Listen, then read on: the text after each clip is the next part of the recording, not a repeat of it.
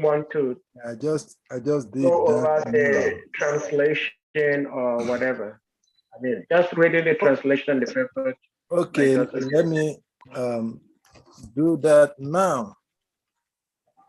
Okay.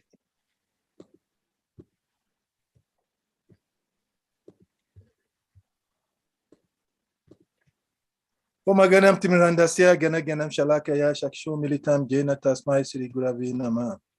Shrishetayam Manobistam, Stapitam, Jena Bhutale, Swayam Rupam Karamayam, Dadati Swam Parantikam. Krishna Karuna Shindu Dina Bandhu Dagarpate, Gopisha Gopika Kanta, Radha Kanta Namostute. Tapta Kantana Gourange, Radhe Vindavaneshwari, Bishabanushite Devi Pranamami Aripriye. Vanchakapata Rubias Chakripa Sundivasifas Chapachitanam Pavashnavi Vashnavi Namo Nama. Hare Krishna, dear devotees, please, once again, I want to offer my respectful obeisances to all of the Vaishnava devotees assembled here. I want to beg for apology for coming in late. I actually told the host, Sadiq Prabhu, somehow or the other, today's lecture just coincide with them having a conference somewhere. Actually, both have been scheduled for over a month ago, but it's a 3-day lecture conference, and I was hoping that my schedule of speaking will be for tomorrow, but when the program came out last week, eventually they scheduled me to speak for today. And as we all know, Krishna consciousness is the most wanted thing in the whole world, even though sometimes people think that money is the most valuable thing. And when you speak Krishna consciousness, everybody appreciates. So even though I was supposed to stop by 3:30 p.m. local time, but I wasn't allowed to go. In fact, I had to practically beg that tomorrow I can attend to more of their questions, so that I can live for this particular purpose. So I appreciate devotees for being patient with me. So we'll read the verse, and the purport is not too long. I think it's just 3 paragraphs, and then we'll try to share a little thought. Of course, Srila Prabhupada has thought that in 2 minutes, one can deliver Krishna consciousness. Important thing is to know the essence and the purpose and what is meant to serve. Then one can actually do that. So the verse is today for this afternoon is Srimad Bhagavatam, 1st Canto, chapter 12, text number 29. And it's read thus. Etirajna upadisya viprajata kakovida labda pastaya sarve prati jagmu swakan grihan. I will not read the word for word translations. I'll just go straight to the translation and purport so that we can move faster. Thus, those who were experts in astrological knowledge and in performance of the birth ceremony instructed King Yudhishthira about the future history of his child. Then, being sumptuously remunerated, they all returned to their respective homes. Purport by Srila Prabhupada. The Vedas are the storehouse of knowledge, both material and spiritual. But such knowledge aims at perfection of self-realization. In other words, the Vedas are the guides for the civilized man in every respect. Since human life is the opportunity to get free from all material miseries, it is properly guided by the knowledge of the Vedas. In the matter of both material needs and spiritual salvation, the specific intelligent class of men who were devoted particularly to the knowledge of the Vedas were called the Vipras, or the graduates of the Vedic knowledge. There are different branches of knowledge in the Vedas, of which astrology and pathology are 2 important branches necessary for the common man. So the intelligent men, generally known as the Brahmanas, took up all the different branches of Vedic knowledge to guide society. Even the Department of Military Education, Dharma Veda, was also taken up by such intelligent men. And the Vipras were also teachers of these sections of knowledge, as were Dronacharya Kripacharya, etc. The word Vipra mentioned here is significant. There is a little difference between the Vipras and the Brahmanas. The Vipras are those who are expert in karma kanda, or fruitive activities, guiding the society towards fulfilling the material necessities of life. Whereas the Brahmanas are experts in spiritual knowledge of transcendence. This department of knowledge is called Jnana Kanda. And above this, there is the Upasana Kanda. The culmination of Upasana Kanda is the devotional service of the Lord Krishna. And when the Brahmanas achieve perfection, they are called Vaishnavas. Vishnu worship, excuse me, is the highest of the modes of worship. Elevated Brahmanas are Vaishnavas engaged in the transcendental loving service of the Lord. And thus, Srimad Bhagavatam, which is the science of devotional service, is very dear to the Vaishnavas. And as explained in the beginning of the Srimad Bhagavatam, it is the mature fruit of Vedic knowledge and its superior subject matter above the three khandas, namely karma, jnana, and upasana. Amongst the karma kanda experts, the Jataka experts, Vipras, were good astrologers who could tell all the future history of a born child simply by the astral calculations of the time, Lagna. Such expert Jataka, Vipras, were present during the birth of Maharaj Parikshit, and his grandfather, Maharaj Yudhishthira, awarded the Vipras sufficiently with gold, land, villages, grains, and other valuables necessities of life, which also include cows. There is a need of such Vipras in the social structure, and it is the duty of the state to maintain them comfortably. As demigods in the Vedic procedure, such expert Vipras, being sufficiently paid by the state, could give free service to the good people in general, and thus this department of Vedic knowledge could be available for all. Ubhaganam Timirandasya Gyanam Gyanam Chalakaya Shakshu Militam Jena Tasmai Shri Gurave Nama Shri Chaitanya Manubhistam Stapitam Jena Bhutale Swayam Rupam Kadamayam Dadati Swam Padantikam E Krishna Karuna Sindhu Dina Bandhu Jagapati Gopisha Gopika Kanta Radha Kanta Namostute Tapta Kanchana Purangira Devi Vindaganeshwari Vishabhanu Shute Devi Pranamami Haripriye Vacha Kalpata Rubhyascha Kripa Sindhubhya Sivascha Patitana Pavatnebhyo Vaishnavebhyo Namo Namo. Jai Sri Krishna Chaitanya Prabhu Nityananda Shri Advaita Gadadhara Sivasadi Gaura Bhaktavinda.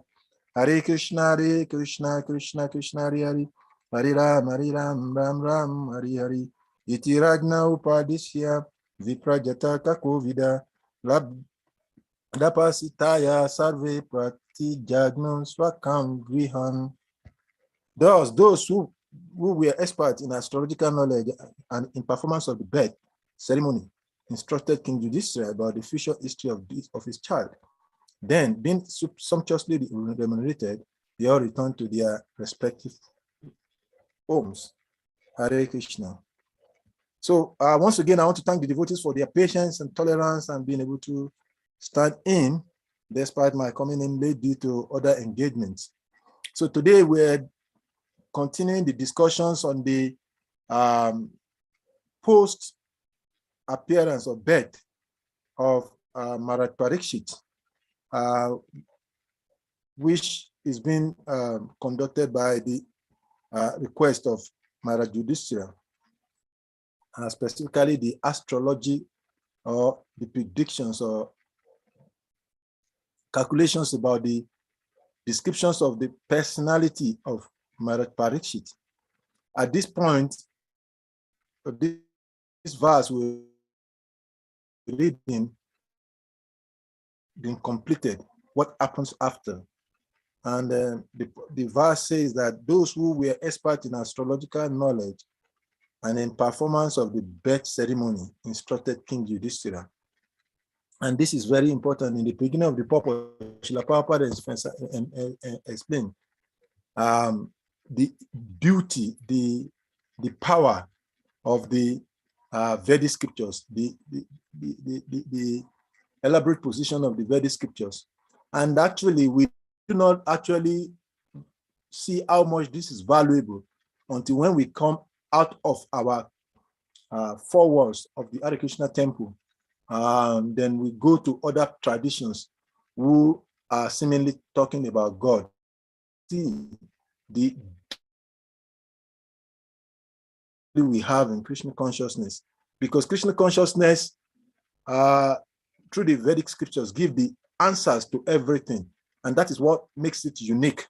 The Namis Arayan, when they gathered at the bank of when they gathered to at bank of Namis Arayan to discuss the fate of those who will be born or those who will experience a birth in this age. When they were talking, they were not talking about some aspect of knowledge. They were talking about the complete manual or information that guides every aspect of human life. And that is what makes it different from every tradition. And one who is in Krishna consciousness has the opportunity. Prabhupada started explaining how wonderful, how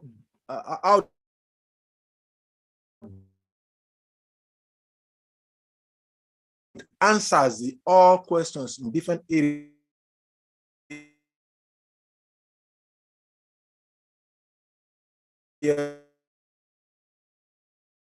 Study these books, and this is why Srila Prabhupada continuously begged and prayed that we take the essence of being a member of the International Society for Krishna Consciousness. Actually, it is considered to be unfortunate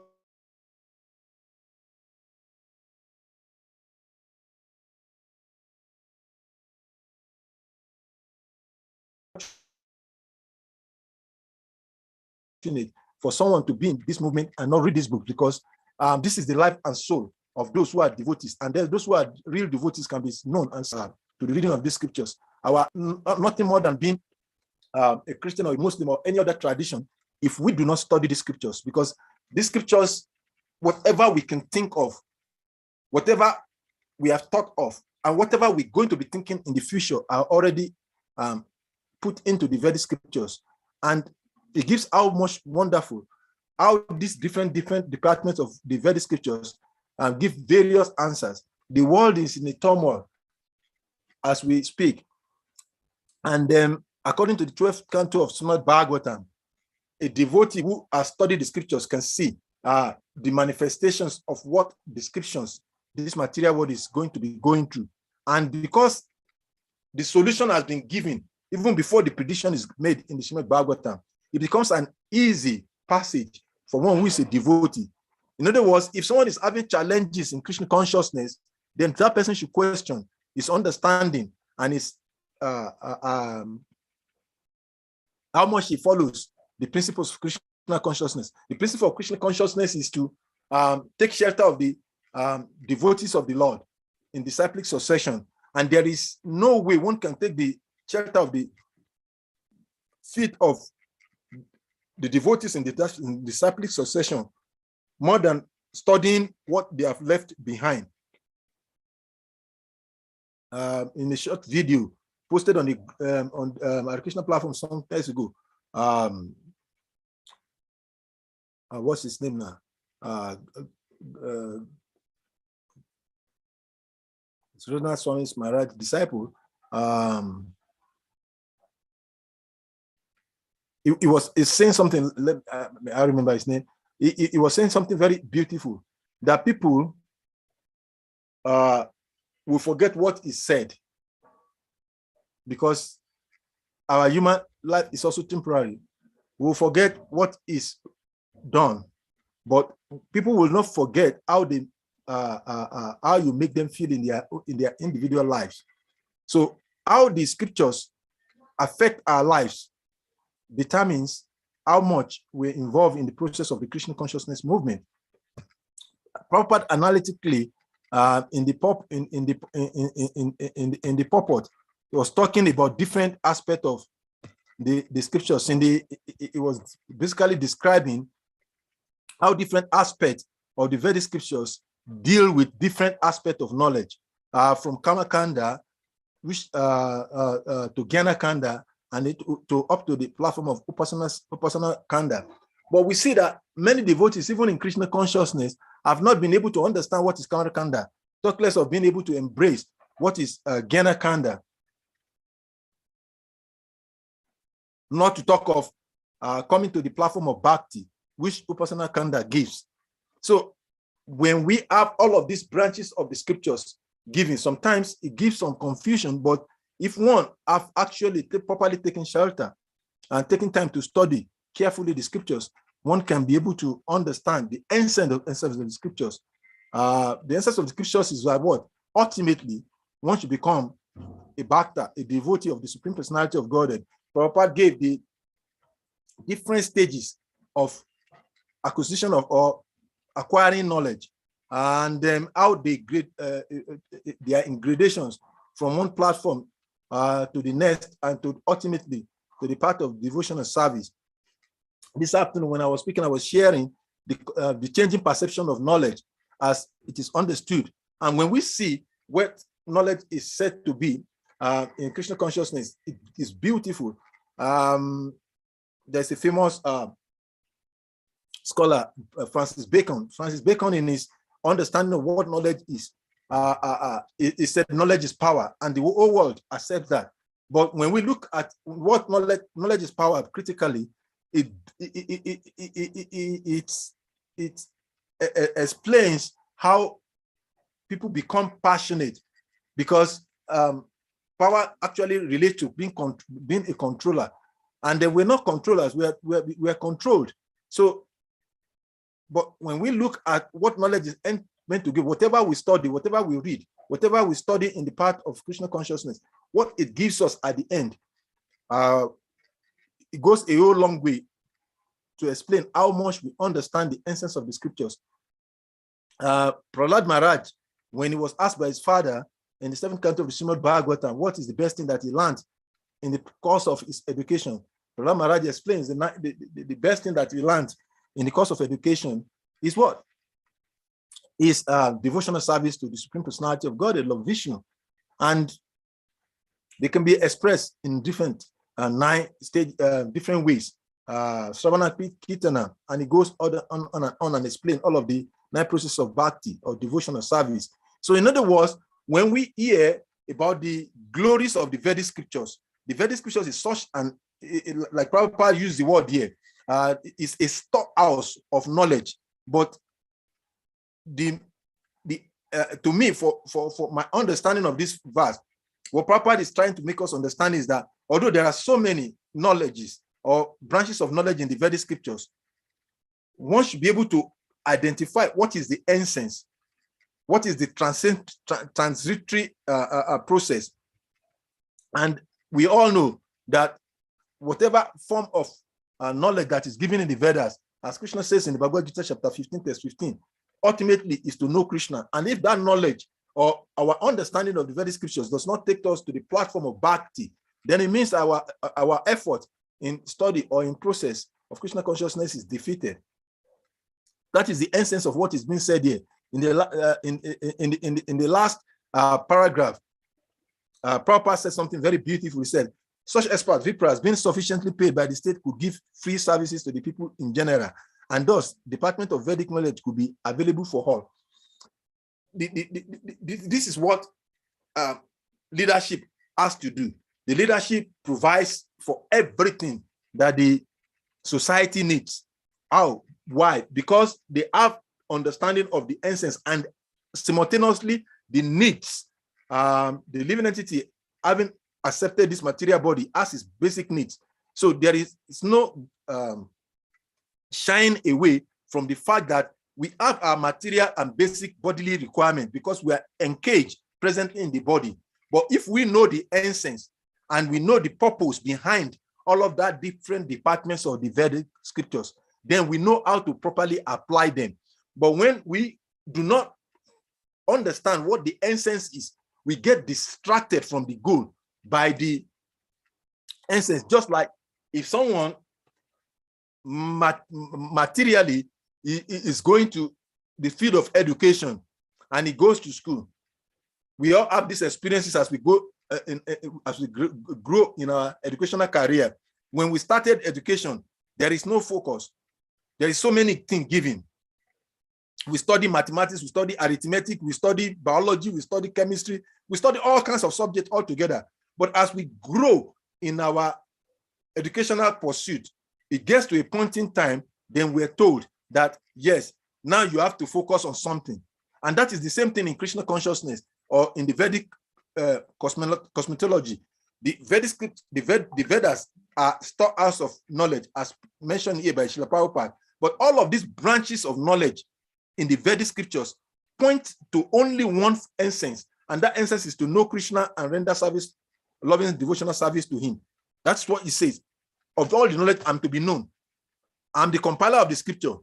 And from all of the scripture, I'm the one to be known. So astrological department, or as Papa put it here, the Kamakanda section of the Vedic scriptures, the Gena section, it's the Kanda section of the Vedic scriptures, all are to gradually take us to the platform of coming to the platform of Upasana Kanda, which is the part that takes us to the path of devotion and service.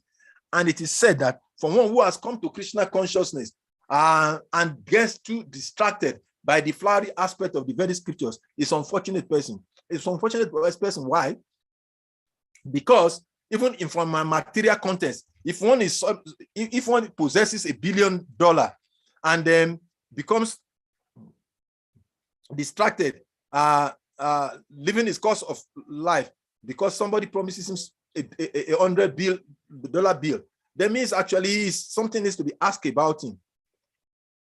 So the essence of the whole of our reading scriptures, listening to the scriptures, associating with devotee, ends up in one thing, that devotional service is the ultimate endeavor.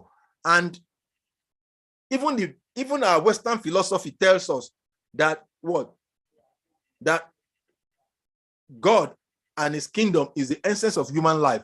That if one is able to achieve this, then every other thing becomes easily available. In the same way, the Vedic scriptures in so many verses has explained this, that if one is able to accept and take to the path of bhakti, whatever is required in one's existence presently and even beyond this body is provided. And that is why Srila Sutta Goswami is defined in the earlier chapters of this same canto of Srimad Bhagavatam, that what? Saivam Pumcham Parodamo Bhakti Adokshaja Yato Bhakti Adokshaja Ahaituki Apratiata Yayatma Supasidati, that the ultimate, the highest perfectional duty or engagement of any soul is what? That by which he engages in devotional service to the Supreme Personality of Godhead. And such devotional service is what? Uninterrupted. It cannot be interrupted by anything, not material needs, not material wants, not our sensual requirements, nothing. Why? Because they are all taken care of. In the Bhagavad Gita chapter 10, verse 10, Lord Krishna says that to those who actually wants to take to this process very seriously, whatever is required, Buddhi Yugamtam, I will give them that intelligence. Everything will become possible. And that we have seen in the life of our previous Acharya, from Srila Prabhupada and our own spiritual masters. They have all exhibit, they are all living this to show us that the essence of everything is what? To become a bhakta, a devotee of the Lord. And whatever facilitates that, we should accept. And whatever takes us away from that, we should reject. That is the essence of all scriptural injunctions, that whatever takes us to Krishna should be embraced. And whatever takes us away from Krishna, we all know when we're getting closer to Krishna. Nobody needs to tell us, because devotional service is not a sentimental thing. It is the original consciousness of the soul. And because it is the direct, like Krishna said in the Bhagavad Gita, in the Bhagavad Gita chapter 9, when Raja Vidya, Raja Guyam, Lord Krishna, he told Arjuna that this knowledge is the highest of all knowledge. It is the purest. It is the perfection of knowledge. Why? Because it gives the direct perception of the self. And when one actually comes to that platform, nobody needs to tell you are now a devotee of the Lord. Automatically, you realize it because it gives a direct perception of the origin of the self in Krishna consciousness. Thank you very much for listening. I think I'll summarize and leave it at this point because of the time, and then I'll open up our reflections and contributions, corrections, chastisement, if there is any, due to mistakes in the course of the few minutes of discourse. Thank you very much. Hare Krishna. So if there are questions or comments, we can indicate by using the Zoom emoji by raising up our hands. Hare Krishna.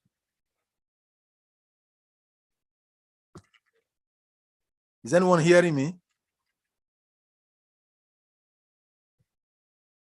Hare Krishna. Hare Krishna. Okay, Yadinath Prabhu, thank you. Okay, I was all of it for a second. I was thinking maybe nobody was hearing me. We are hearing you, Papa. Thank you very much. So we're looking out for your question, comments, realizations on the topic of the day.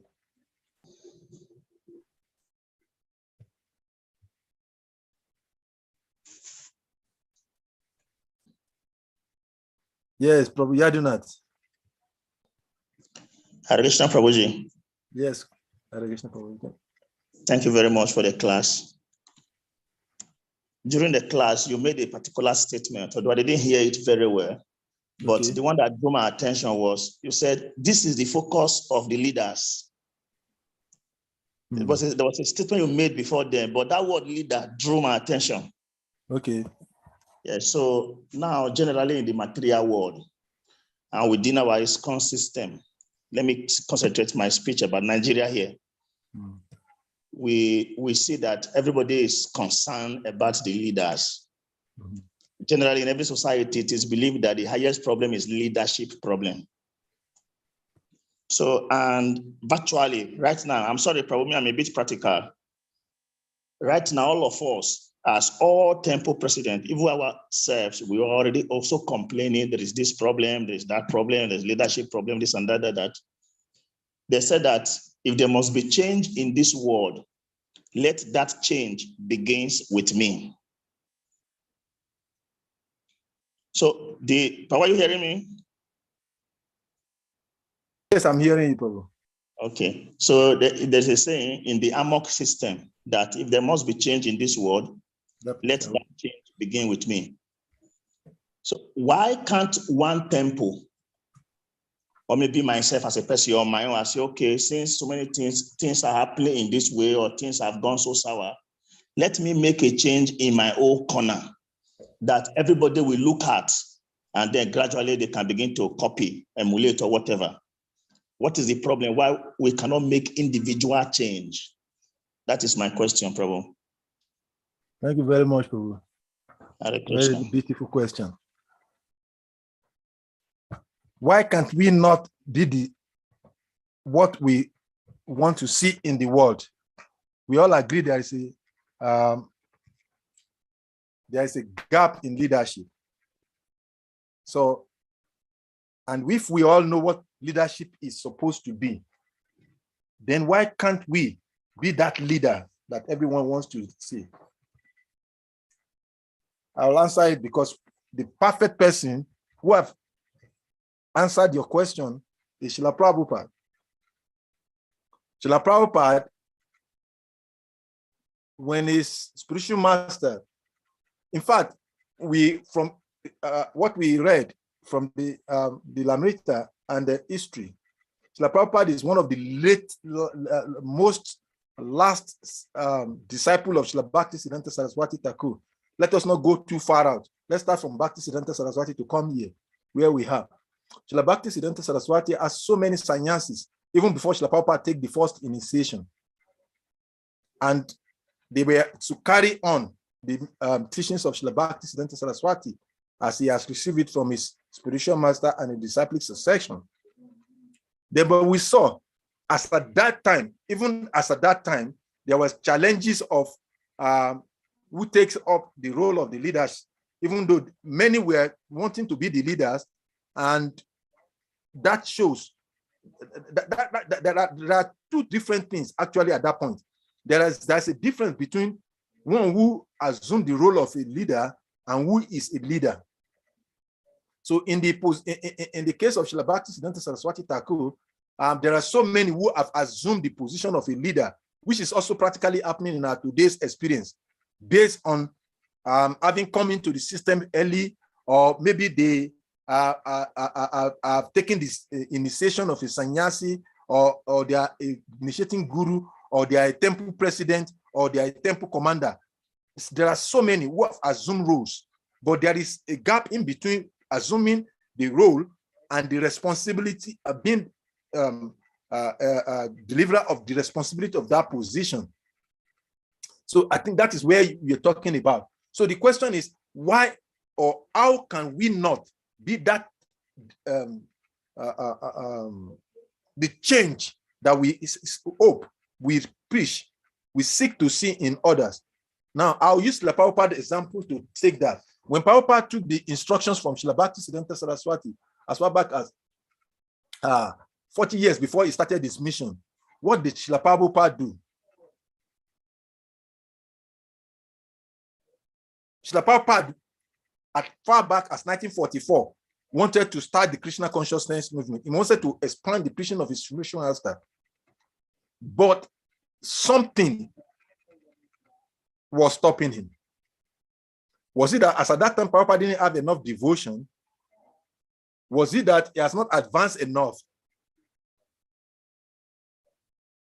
Was it that Srila Prabhupada, when he was writing in 1944, 1950, 60, he wasn't avid, he doesn't know what he's supposed to do? He knows what to do. But there is something Srila Prabhupada was doing which is exemplary for us to learn from. Prabhupada was taking along all that is required to deliver the instructions of his spiritual master. And he gave that to us in a practical ways.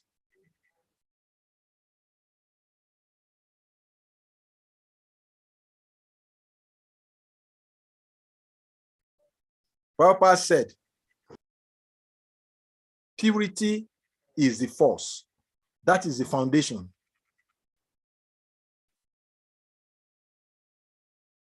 For one to be able to be the example, one has to first and foremost develop the purity that is required to be a leader. Second, he said preaching is necessary. One has to preach. Utility is the principles. Prabhupada exemplified that in his own life. And when we look at the 4 principles that Prabhupada gave, how he used it, we see that for such to happen, it takes a whole lot of sense, time to actualize. And that is why we read something like a lifetime in preparation. And that is why our spiritual masters consistently tells us that what? We should work together. Srila Prabhupada is giving his own experience, how long it took him to even prepare to come to the US, to the United States, to start the Krishna consciousness movement. And when he started, how long it took him before he was able to take off the preachings of Krishna consciousness in the way he wanted it to happen. That is the challenges that comes with individual efforts.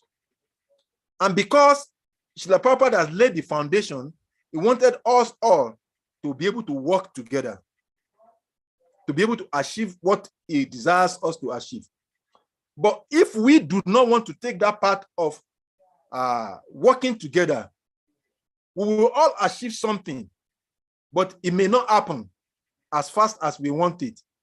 And from experience, I know what we all are looking at is we want some result immediately. We want something to happen now. But that kind of happening will not come so easily, because when we look at the previous acharyas, it doesn't happen immediately. When the Srila Prabhupada got the instructions of his spiritual master, let us even look at Srila Bhakti Vinod Thakur. Srila Bhakti Vinod Thakur wanted to preach in the West, and after 12 children, he wasn't able to still find one who will carry on the mission. And from our present day experience, how many years it took, or it can take one to give birth to 12 children and nurture them and make them a grown-up, before now talking about the 13th child. And when the 13th child was born, how many years it took before Srila Bhaktisiddhanta Saraswati grew up, developed the mood of his father, and was able to establish the knowledge. And how many years it took Srila Bhaktisiddhanta Saraswati to empower Srila Prabhupada. And how many years after Srila Prabhupada received the instructions before he was able to exhibit what we are all enjoying today. So there is nothing wrong in individual, and it is not impossible for individuals to be this example we want to see, talking in the context of Krishna consciousness first, before even going to our individual state or Nigeria. Let us take a clue from our individual temple. How long will it take? We have Sriman Vara Acharya Prabhu here. If you ask him from his experience, when he started preaching in Togo, and in 2009, 2010, there was some crisis, before he could start doing what he's doing now, how many years it took him? Because he has to work all alone. So it can happen.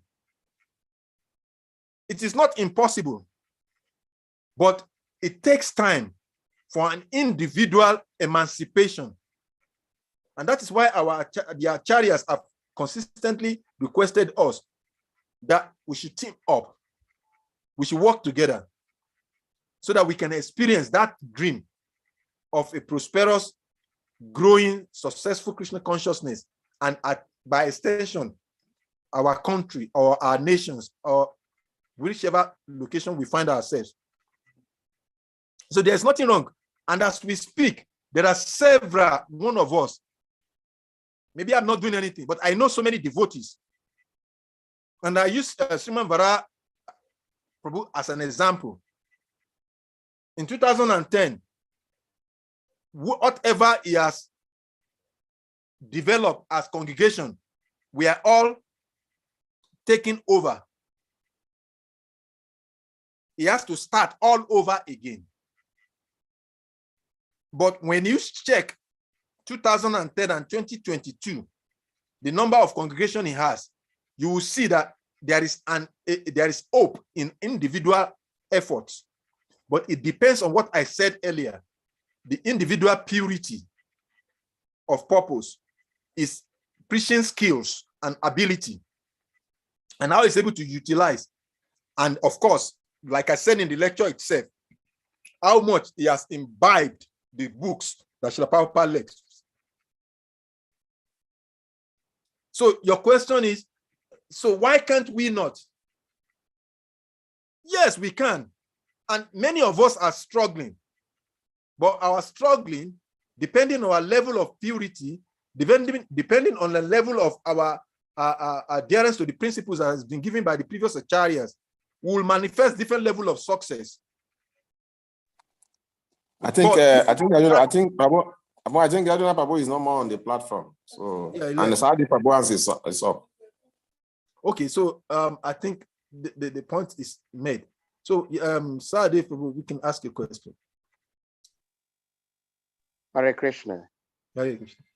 Well, thank you for coming in. And anyway, why I continue speaking, sorry if Saudi Prabhu, why I continue speaking was because I wasn't speaking to just Yaduna, and I know Yaduna wasn't asking questions just for himself.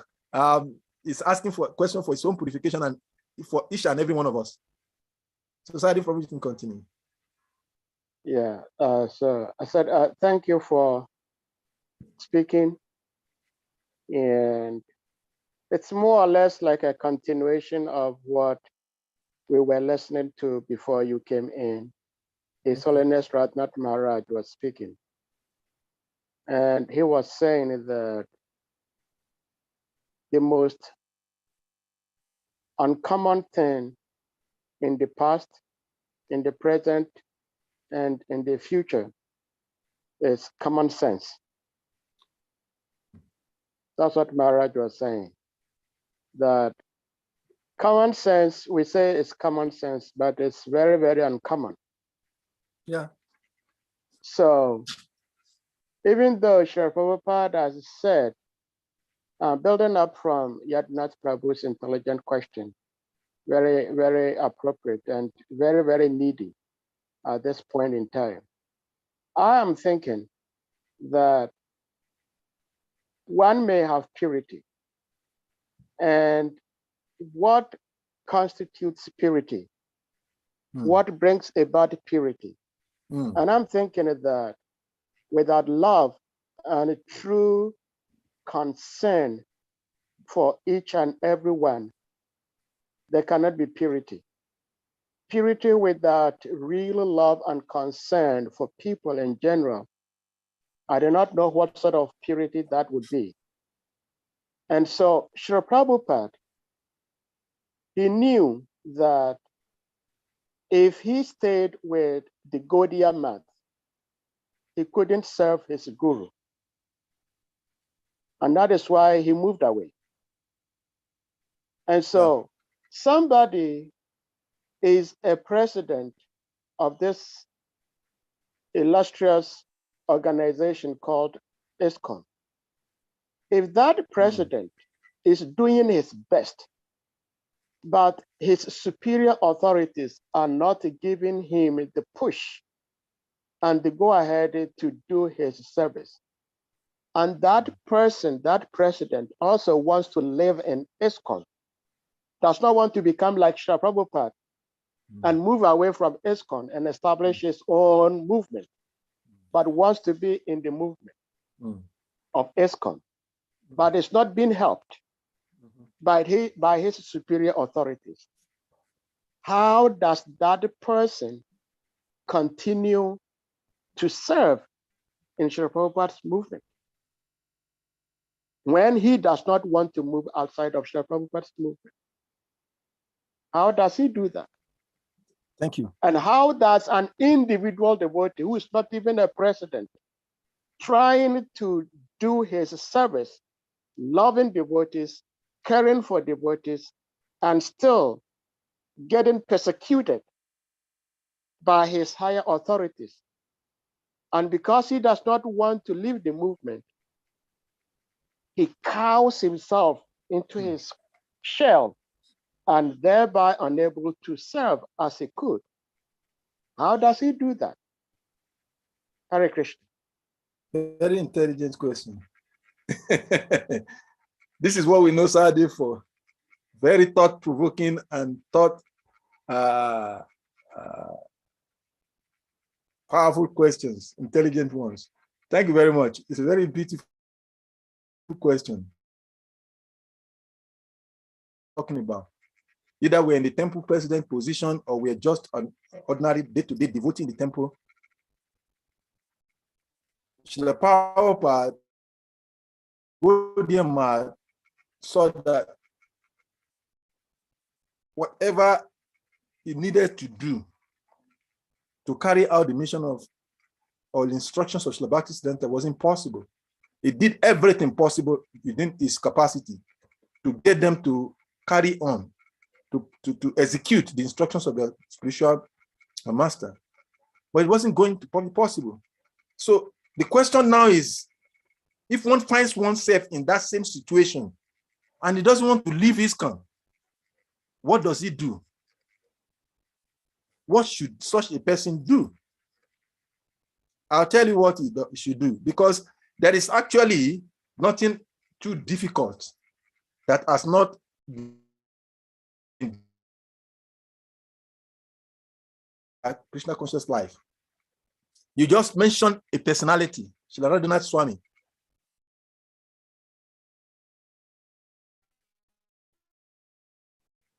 Radhanath Maharaj didn't want to leave ISKCON, but he has a vision of how Srila Prabhupada globally today. I mean globally, I'm not talking of one particular geographical location. If you find the most impactful areas where Krishna consciousness thriving, check who is involved in preaching there. You will find it difficult to not find His Holiness Radhanath Maharaj or his disciples, direct disciples. Why? Because he was able to transplant what he taught in a practical way, just like the question you were asking. And what did he do? When he saw that things were not really working, aside, he kept on talking to the leaders, but they were not listening. He catch a niche for himself. For that period, considered the ISKCON member, ex-convict or excommunicated ISKCON devotee. He could not come into the mainstream of ISKCON to do anything.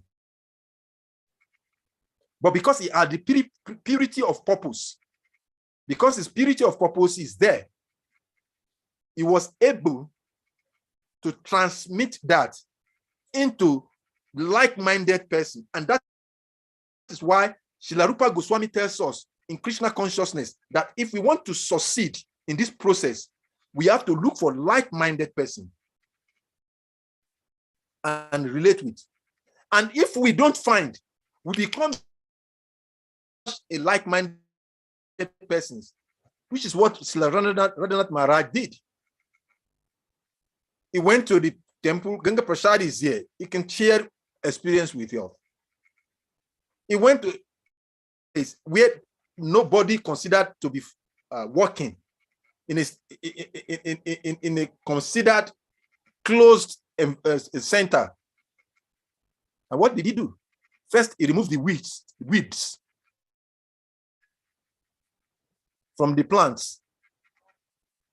And by the time he does that, he had maybe one or two more left with him. And he built the vision that he has taken from his spiritual master, Srila Prabhupada. And when it became a success, ISKCON accepted him. I got a similar instruction from His Holiness Kavichandra Swami.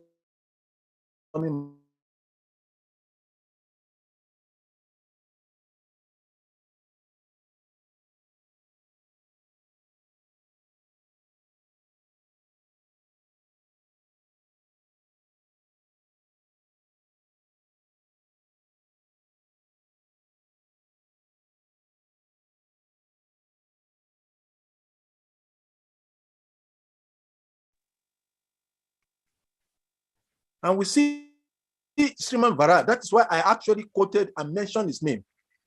I should have spoken indirectly, but I'm saying because this is what he did. And each and every one of us can take a lead from this kind of an example.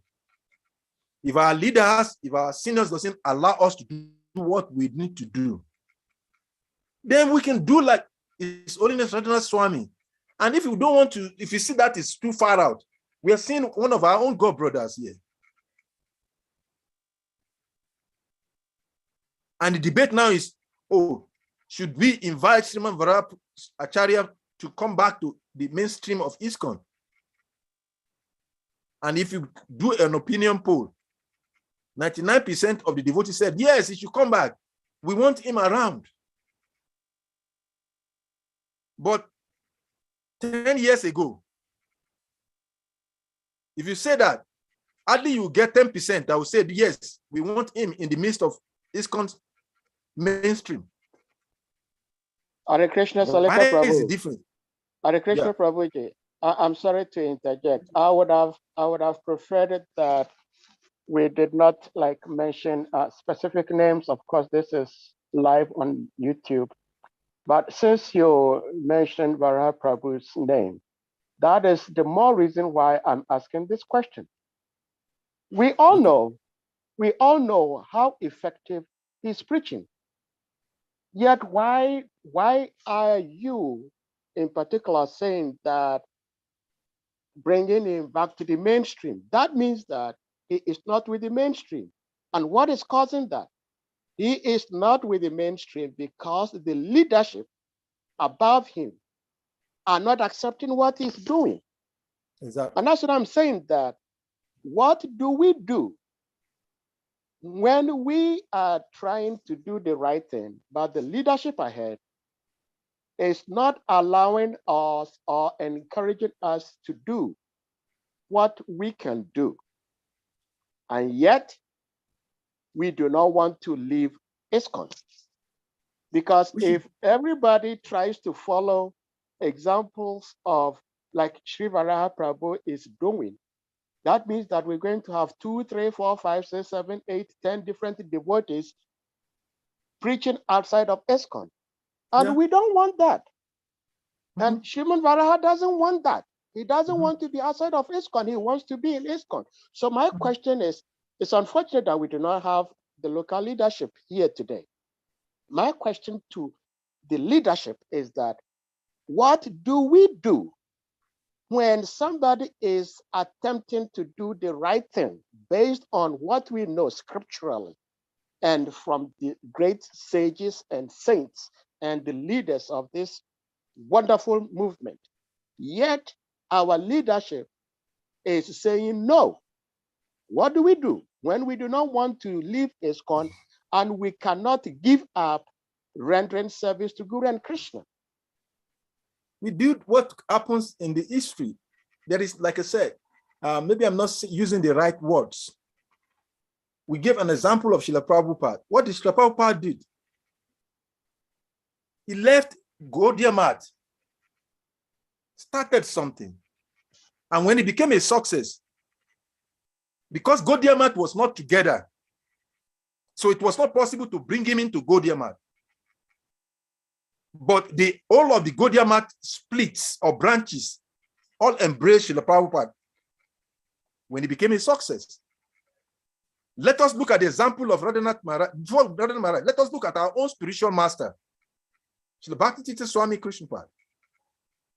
When there was a misunderstanding between him and his god brothers about what is to be done and what is not to be done, what did he do?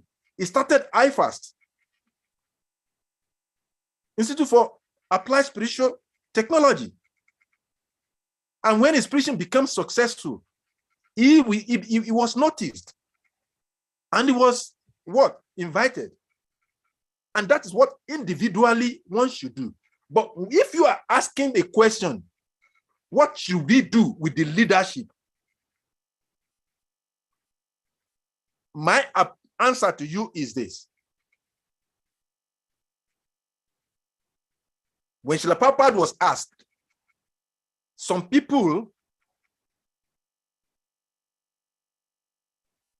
are not appreciating Krishna consciousness. They are not appreciating our movement. They are not appreciating your preaching, Srila Prabhupada. Your effort to transform the whole of the Western world with this beautiful message. What should you do?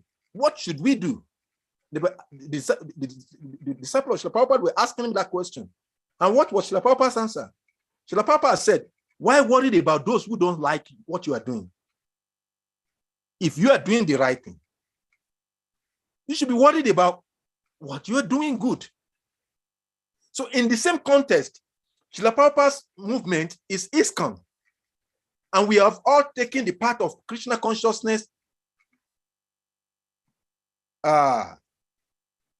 in this Krishna consciousness movement. But Krishna consciousness movement is not just some four walls that is limited to some limited organization. When Bhakti Maharaj left the mainstream, when he started IFAST, he wasn't less Krishna conscious. He was still Krishna conscious. He was only not in the organization called ISKCON, which is a body regulating the activities of the movement started by Srila Prabhupada. So as individual, if we find an environment that leadership is not allowing one to do what is right, and we are sure about what we are doing, the appropriate step to take is what our previous acharyas have done. Srila Prabhupada did that. Bhakti Maharaj did that. Radhadat Maharaj did that. If Prabhupada wanted to start correcting the leadership of Gaudiya Math, he will not achieve his success. So individually also, we should not be worried about the leaders. The response to the lack of qualitative, authentic leadership is to become the leader. That is what Lord Chaitanya Mahaprabhu said. That wherever we find ourselves, if there is no guru, we become the guru.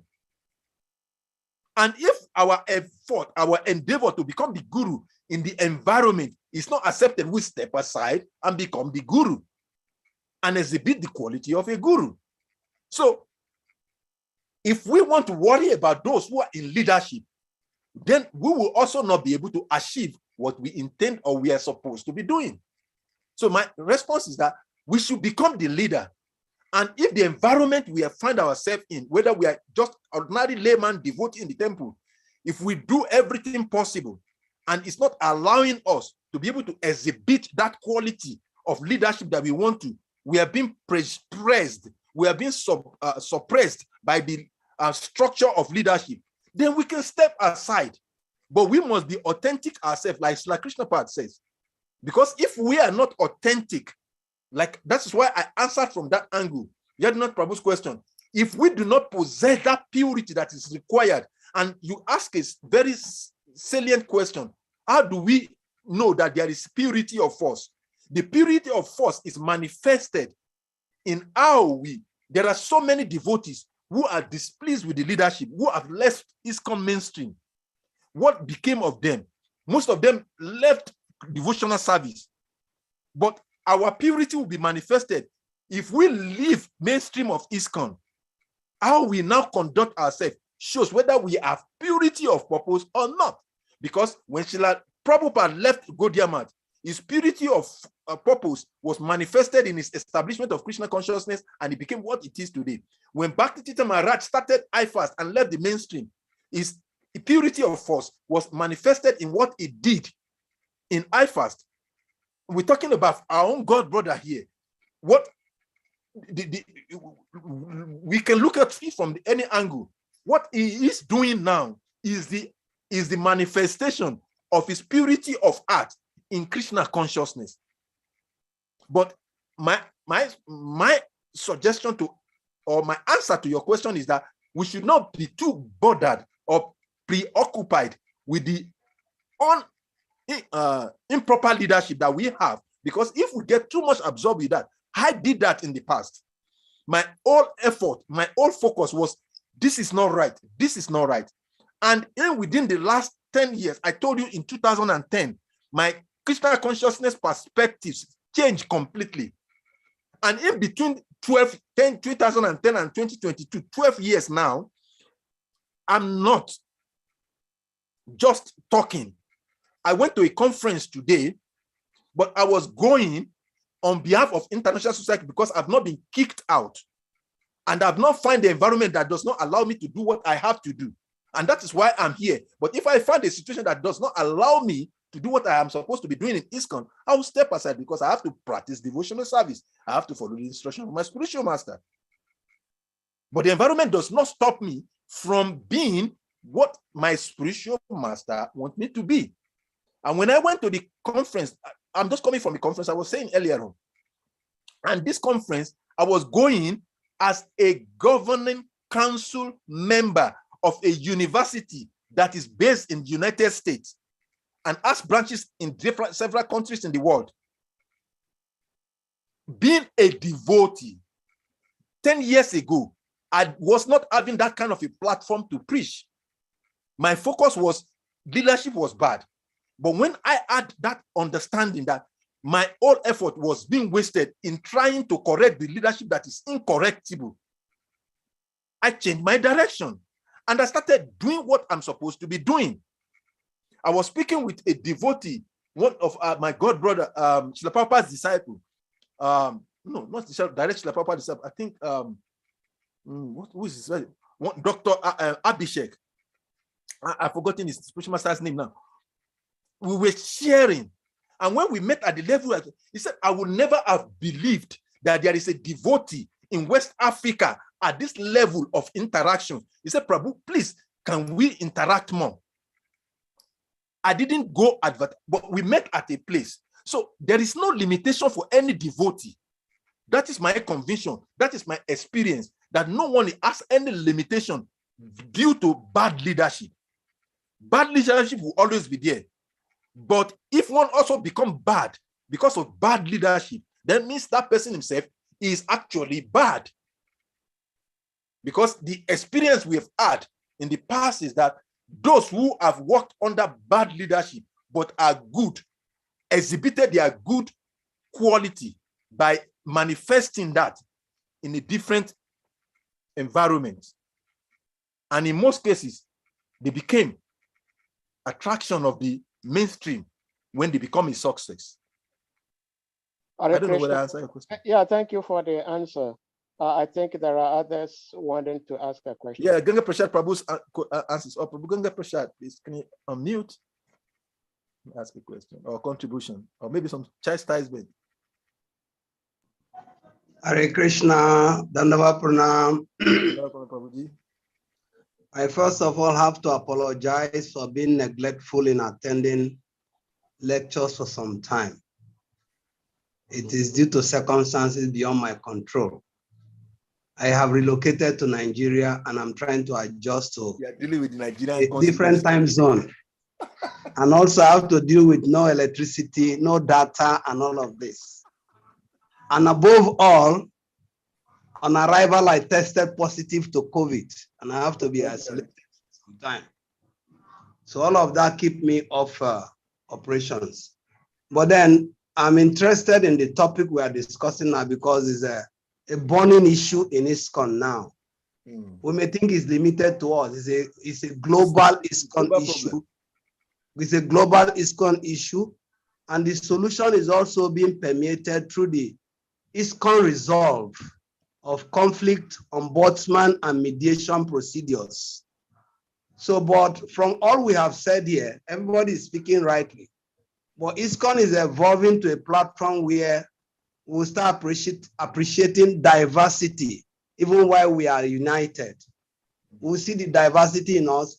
We will not all continue to do the same thing all the time. Everybody will come up to the drawing board with his own passion, his own flavor, his own flair. But how do you know your flavor, your flair? By knowledge.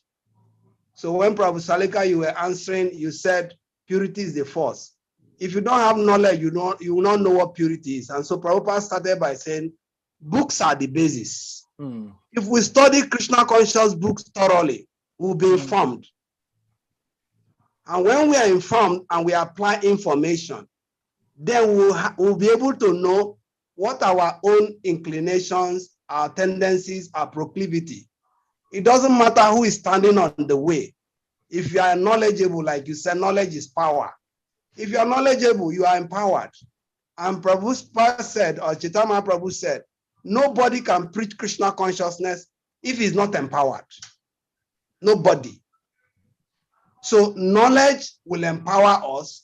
Following knowledge will empower us. And once we're empowered, nobody stands in our way. We'll do what we are supposed to be doing. And once we are doing what we are supposed to be doing, that's our glory. That's why Krishna told Arjuna, if he gave him knowledge and he asked him, are you convinced with the knowledge? Now he said, act. Act as you like. So discretion is always there. Nobody is going to tailor you except you allow yourself to be tailored. But observations have it. We have also had experience where we are truncated, we are bootlegged, and all of this happened. But you know, the reality is, when the going gets tough, the tough also get going. Exactly. And it's knowledge that makes you tough. So we should start by acquiring the right knowledge that Prabhupada said without personally motivated interpretations. When you get the knowledge, apply the knowledge will give you results. That's why Prabhupada said, books are the basis. Preaching is the essence, utility will be the principle, then purity will be the force. Purity is actually the last, but knowledge is first. So this is my own prescription. This is what is working for me. I've done a lot of nonsense in the past, but by acquisition of knowledge, I can identify what is right, what is wrong, what to do, what not to do. That what Krishna identified demons. He said, they don't know what is right and what is wrong. Even cleaner and treatment is not found in them. So let us first study to know what is right, act upon it. And then we will see that nobody stands in the way. Even those who are standing in the way, they become stepping stones for you to reach your altitude.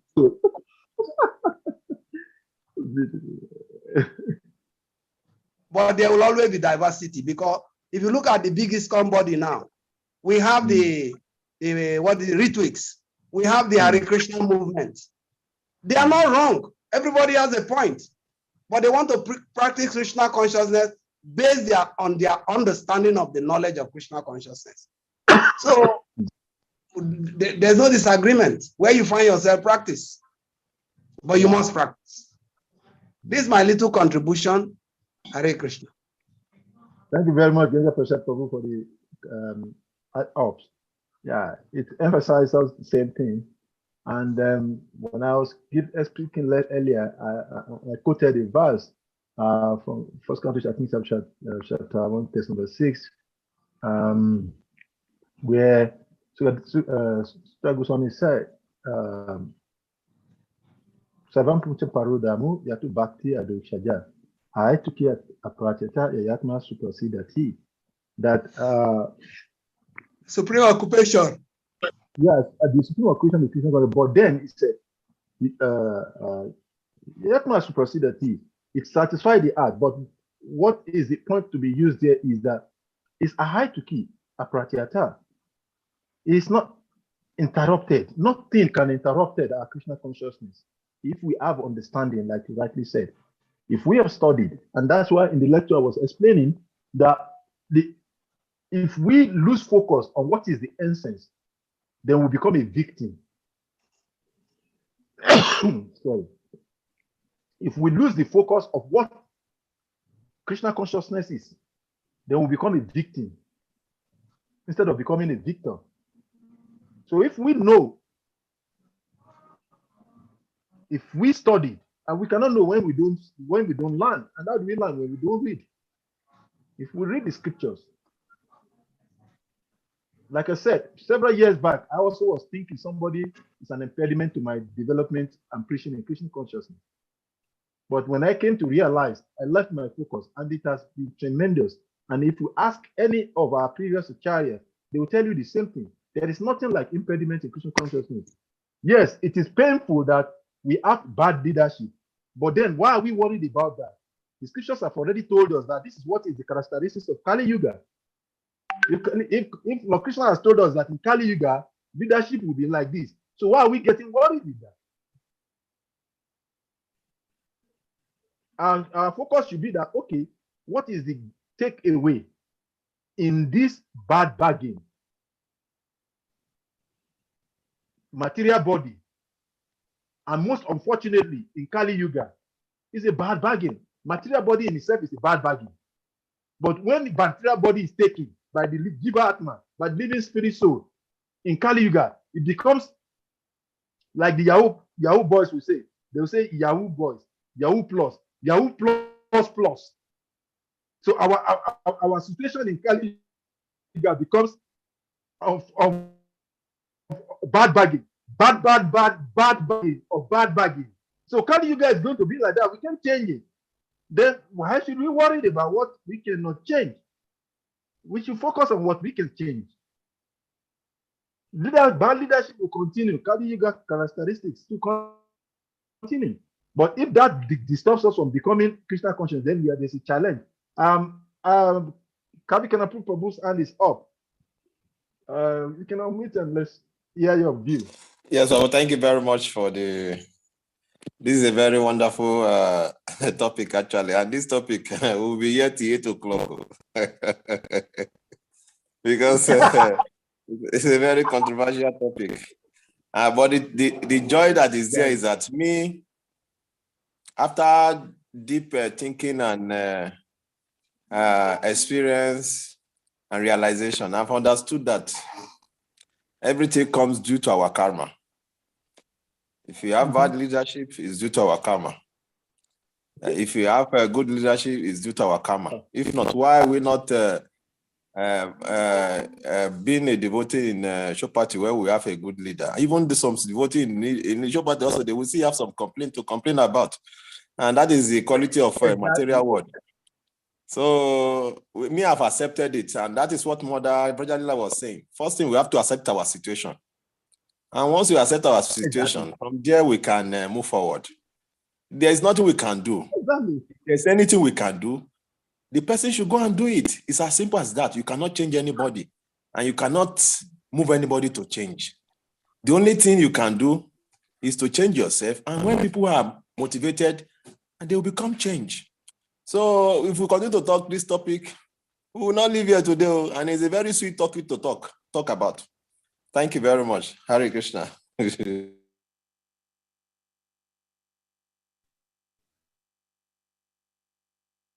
Thank you very much for the contribution of comments. It's actually interesting. That is actually it. Why worry about what we cannot control? In any case, we can't control it. It's someone like, it's just like the most laughable persons on this earth are those who are worried about death. Nobody can stop death. But yeah, people get worried about it. Why? Our worries will not change the position of death. If it's going to come now, it will come, and nobody can stop it. So if you worry from now till the end of time, in fact, it will bring the death to come more closer. So we shouldn't worry about what we cannot control. An intelligent person does not worry about what is not beyond in his capacity or under his control. That we are, that Krishna has given to us, which nothing, nobody, not even the devas can take away from us, is that what? Ability to choose. And if we have the ability to choose, why don't we choose the one that benefits us? Why are you choosing that which doesn't benefit us? Why are we accepting that which is not imposed upon us? Sometimes when people say complain about leadership, I've also been in that position in the past. And then today, well, we talked about it because everybody wants good leadership. And we talk about how bad leadership is bad. But then it shouldn't become an impediment in our devotion or our development of Krishna consciousness. And anyway, I still see Prabhu Sadif hands up. Sadif Prabhu. Yeah, Hare Krishna. Well, thank you for attempting to answer my question. Ganga Prasad Prabhu also gave his contribution. Kavi Kanapur Prabhu also gave his contribution. They're all very beautiful contributions. But from all these contributions, I'm seeing that my question I put across was not quite properly understood. I very well appreciate all your contributions and Salika Prabhu in particular, your answer, that one has to save himself before he attempts to save a drowning person. That is not what I was asking about. What I was asking about is being in ISKCON. Srila Prabhupada did not want us to become like him when he left Gaudiya Math. That is why he told us that your love for me will be shown by how you cooperate. That means that Srila Prabhupada wants us all to be within ISKCON. When B.T. Swami Maharaj was no more with ISKCON, he did not move out of ISKCON. It was ISKCON that got him out. But he did not stop preaching. He still preached. But my question is, does any of us think that he was happy being outside of ISKCON? No, he wasn't. And I'm sure Sriman Varaha Prabhu is also equally not so happy that he's outside of ISKCON. He would prefer to be in ISKCON. I prefer to be in ISKCON. Personally, I do not care what a particular leader does or does not do. I'm not a temple devotee. I live outside. I do what I want to do. If I want to chant, I chant. If I want to go to temple, I go. Nobody tells me what to do. I tell myself what I have to do. So I'm not talking about practicing. All I'm talking about is being in ISKCON. We cannot say, Arichakra Prabhu was here. We have one God brother who left ISKCON, joined another group, became a sannyasi. He's now a sannyasi in that group. We were having, I think it was Krishna Janmashtami. So we were bathing Krishna on the altar. And this devotee was in the temple room. He walked up to the altar to offer Abhishek, and we stopped him. Arichakra Prabhu stopped him. And he couldn't believe why he could be stopped. We said, yes, we stopped you because you don't belong to ISKCON. And his explanation is that he belongs to ISKCON, that Srila Prabhupada is not the founder of ISKCON, which is a rhetoric philosophy, which is okay. Like Ganga Prasad Prabhu said, there is some truth to that, but it's also completely nonsense to say that Srila Prabhupada is not the founder of ISKCON, when we know that ISKCON was founded in New York City. So all I'm saying is that if there is canker, if there is poison in the leadership of ISKCON, like Ganga Prasad said, it's not limited to West Africa, it's not limited to Africa, it's global. What do we do as members of ISKCON to make sure that the leadership does what is right so that we all can be in ISKCON?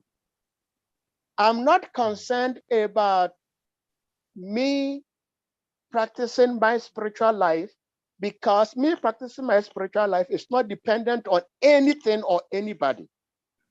But my concern is being in ISKCON. So that is what I wanted to bring across. I'm not concerned about somebody's nonsense or somebody not doing what I would suppose to see him or her do, and so I'm not going to chant. No, may Krishna forbid that I act like that. But my concern is, if I am trying to do what I'm supposed to be doing as a temple president in ISKCON, and I have my GBC telling me that you cannot do that, then what do I do? That was the primary question I asked. I'm not talking about doing a spiritual life outside of ISKCON. ISKCON devotees are not the only devotees worshiping Krishna. There are many devotees worshiping Krishna outside of ISKCON, but we are talking about being in ISKCON and worshiping Krishna. Hare Krishna. Thank you. Thank you very much, Prabhu Sade. And to answer this question, I will ask a rhetoric question. Is there any verse, any purport in the whole of the books Srila Prabhupada has wrote, tons of books, where it is said that one cannot go back to God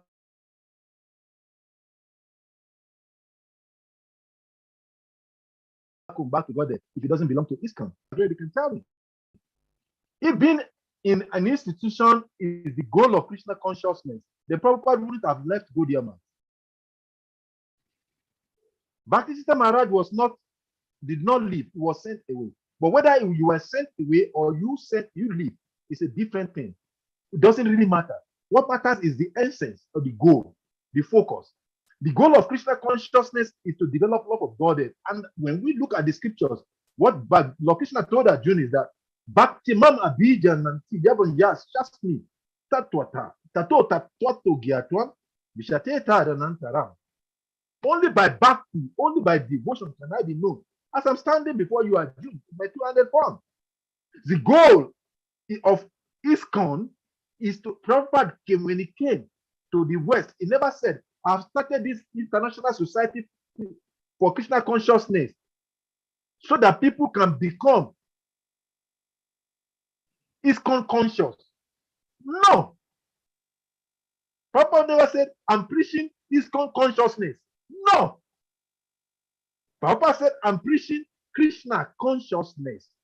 He said, Krishna said, think of me. And I tell you, think of Krishna. So if Prabhupada has build a house in which we can develop Krishna consciousness, and somehow or other, it becomes inconducive for our development of Krishna consciousness. If we are genuine, if we are authentic in our Krishna consciousness in life, then why should that be a problem? Because the reality is that in Krishna Loka, we will not be ISKCON members there. We will be Krishna Bhaktas serving Krishna. So the goal is to become Krishna Bhakta. And the essence of all scriptural injunction is that whatever makes us to remember Krishna should be accepted. And whatever makes us to forget Krishna should be rejected. So even if ISKCON, and I remember in one lecture of Srila Prabhupada and Srila Gurudev Bhakti Maharaj, he mentioned in the public lecture, he said, if I find better environment today that is more congenial for my development of Krishna consciousness, I'll be the first person to leave this movement, ISKCON. So if we allow ISKCON, because it's our Srila Prabhupada movement, to become the focus rather than Krishna, we will not even be able to serve Srila Prabhupada's purpose of maintaining his house he has built. Because Srila Prabhupada built ISKCON. Well, Hare Krishna, Prabhu, I'm sorry to interrupt, but the question you asked, quote anything, anywhere Srila Prabhupada said that apart from ISKCON. Yes, Srila Prabhupada said that, and I will look for it, and I'll post it on the platform. Okay. That is why it is my most concern, because Srila Prabhupada has said emphatically that it's very difficult to become Krishna conscious outside of this movement, ISKCON. Of course. Srila Prabhupada has said that.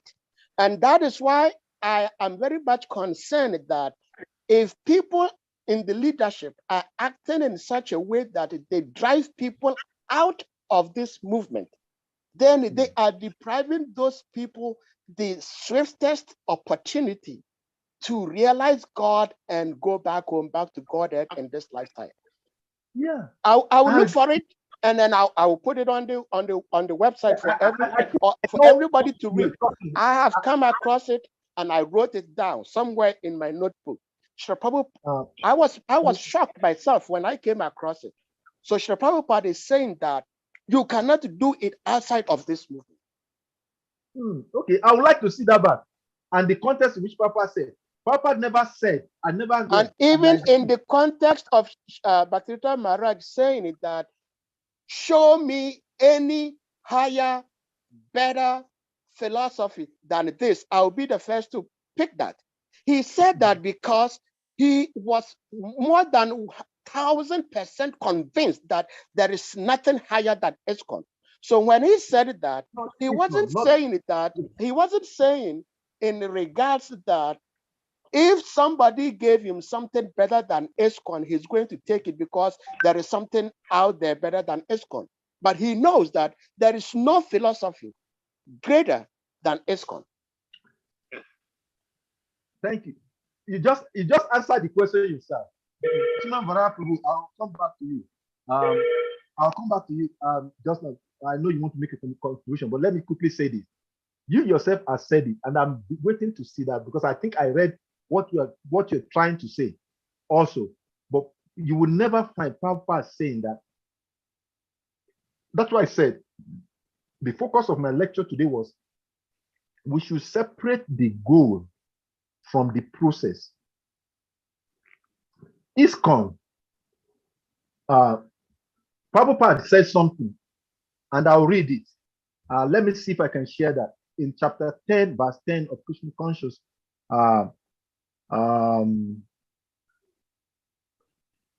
Bhagavad Gita, in the purport of Srila Prabhupada. Let's look at that purport. I'm opening that.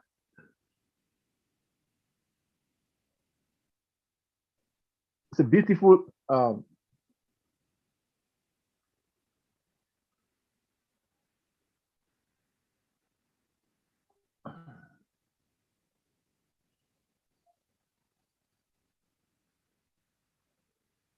a person may have, this is what I'm reading. A person may have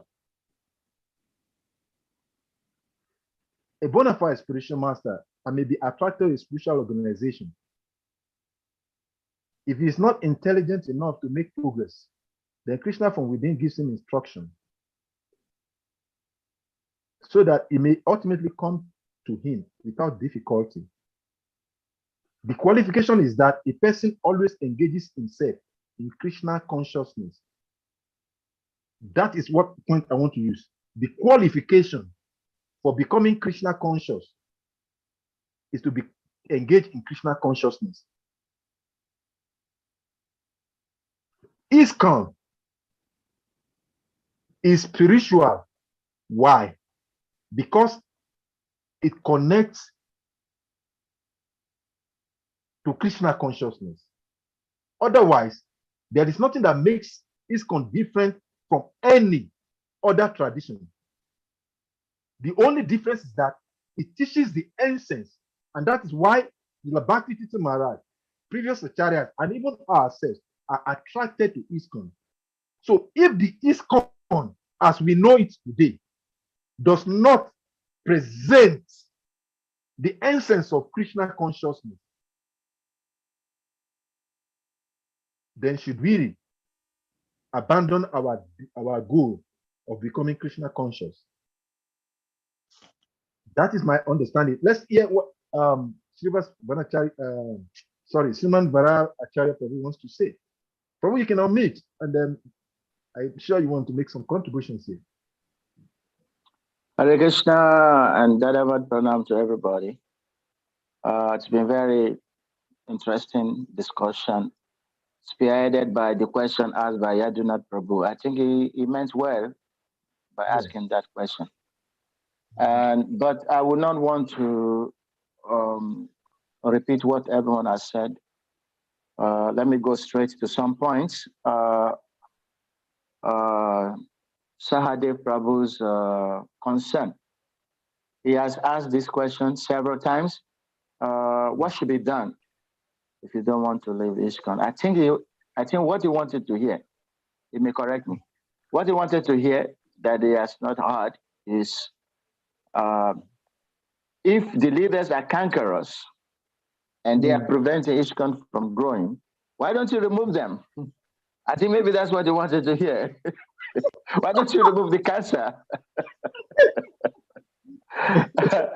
Yeah, and it may not be that simple. It may not be that easy because it is a common sense or common knowledge that you don't change a system from within easily. If you want to make a difference, you go out and show what you want to do. I mean, what can be done. But to want to change a system from within, it may take eons, you know. Now again, about ISKCON or no ISKCON, Prabhupada answered a question to one of his senior female devotee, also with this same concern that, you know, people are frustrated within the society. And Srila Prabhupada said, what is important is Sadhu Sangha, association. And he said, association can be 200 or it can be 2. But if association of 200 will make you go to hell, and association of 2 will help you to become more Krishna conscious, then remain in 2 and be Krishna conscious. So I think from that analogy, he answered the question perfectly. ISKCON gives us a bigger association, bigger Sadhu Sangha. But if it is not helping us or helping people to foster their love for Krishna, then maybe you do it in two. You say association can be 200, it can be 2. But if 200 is not helping you, then do it in 2. So I think that also, even though I agree that Prabhupada emphasized the importance of remaining within the movement, but don't forget that the purpose of that remaining in the movement is to have sadhu sangha, association of devotees. And he said that association, if the goal of that association is not being attained where there are many, then do it even if you are just 2 devotees together. So these are just some points I wanted to add. Then I also believe very strongly about Prabhu Gangadhar's opinion about unity in diversity. We all know that our Guru Dev repeated this many times, that it has to be, I mean, ISKCON is growing, but eventually it has to be unity in diversity because people have their different passions and different ways of doing things. So the goal, I mean, the Guru Dev used to give the example of the different camps, among the gopis, and the goal is to satisfy Krishna. So, I mean, we may have different camps, but that does not mean that we are no longer in ISKCON. Just like the gopis have different camps.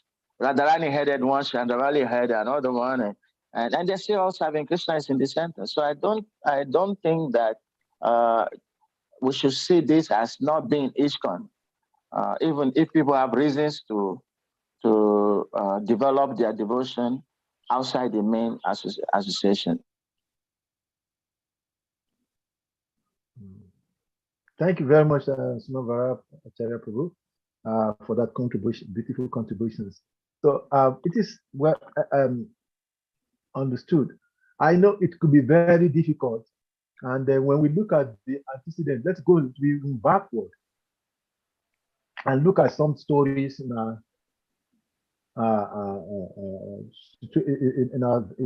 our scriptures, and we'll see examples of so many things. Let us even look at someone like Dhruva Maharaj. Let us look at several stories. I like the example that Sunovara Prabhu just gave of different camps. And even in the Bible, the Western philosophy, Western theological book, the Bible, Jesus Christ said, in my Father's kingdom, there are so many mansions. And when we say ISKCON now, get back to ISKCON, when we say ISKCON,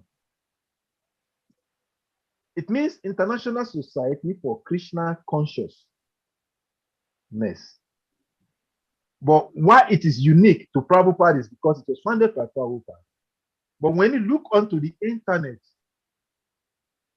and if you look at some of the sites that projects the teachings of Srila Prabhupada, I can assure you that greater percentage of them are not the general Krishna.com, which is the official website of International Society for Krishna Consciousness Movement. So the conclusion is that we should, it is painful that if a child has to leave the house of his father to go out and look for a house. But like a local adage says, if a child says he must ask of the cause of the death of his father when he has not become matured child, the thing that killed his father will end up killing him.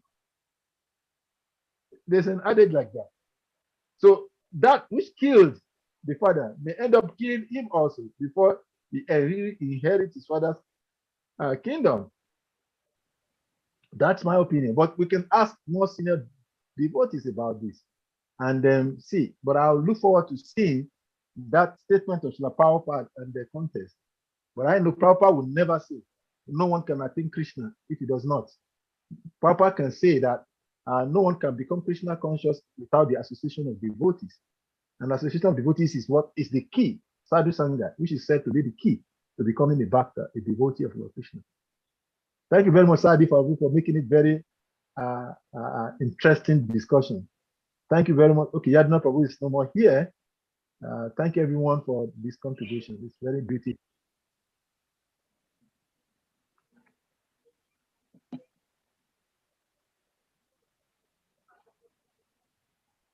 So on this note, I don't know. I'm not seeing any other hands up. I think at this point, maybe we'll have to put an end to the class if we all agree to that.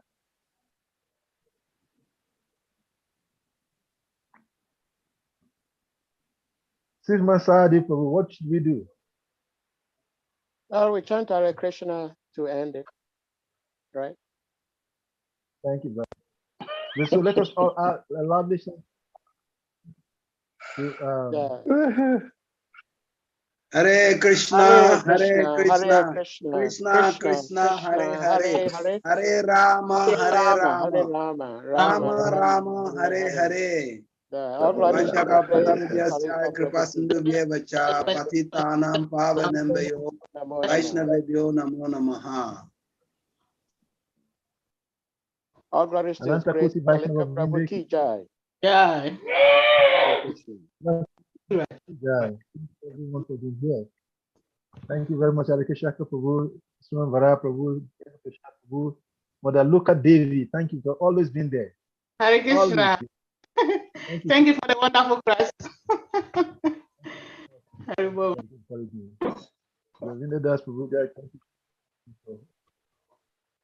So we end it up here. Thank you, everyone. Hare Krishna.